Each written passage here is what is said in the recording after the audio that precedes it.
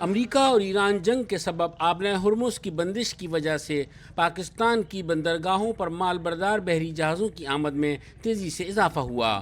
Karachi port trust کے ترجمان شارق امین فاروقی کے مطابق بندرگاہ کی سرگرمیوں میں غیر معمولی اضافے کی وجہ کراچی کی بندرگاہ کی لوکیشن ہے۔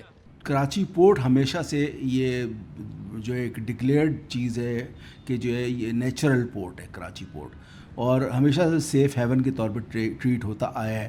تو اب اس ایگزسٹنگ سینیریو میں رہتے ہوئے بھی جو ہے یہ ایک سیف ہیون تھا۔ تو جو ایسے جہاز جو کہ فجیرہ پورٹ جانا چاہ رہے تھے یا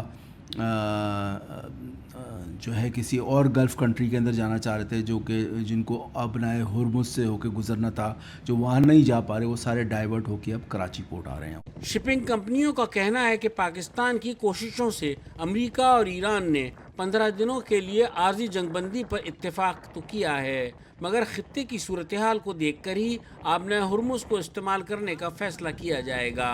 پاکستان شپنگ ایجنٹس ایسوسی ایشن کے چیئرمین محمد اے راجپر نے ڈوائچے ویلے سے گفتگو کرتے ہوئے کہا کہ ٹرانس شپمنٹ کنٹینر ہینڈلنگ کے لیے شپنگ لائنز کی طرف سے پاکستان کی پورٹس کا انتخاب ملکی معیشت کے لیے ایک مثبت تبدیلی ہے۔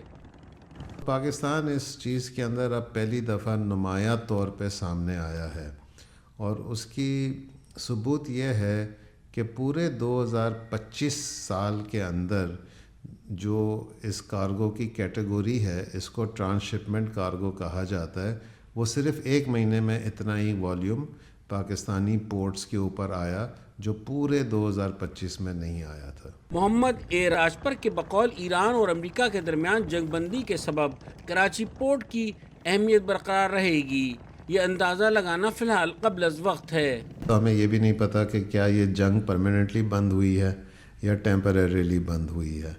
نمبر 2، ہمیں اس وقت یہ بھی نہیں پتہ کہ اگر جنگ بند ہوتی ہے تو اس کا جو صلح نامہ بنے گا اس کے اندر اسٹریٹ آف ہرمز کے پیسج کے کیا کنڈیشنز ہوں گے۔ اس وقت 3000 جہاز اسٹریٹ آف ہرمز کے اندر پھنسے ہوئے ہیں، اور 3000 جہاز آپ سمجھ سکتے ہیں کہ ایک دن میں تو نہیں نکل سکتے ہیں۔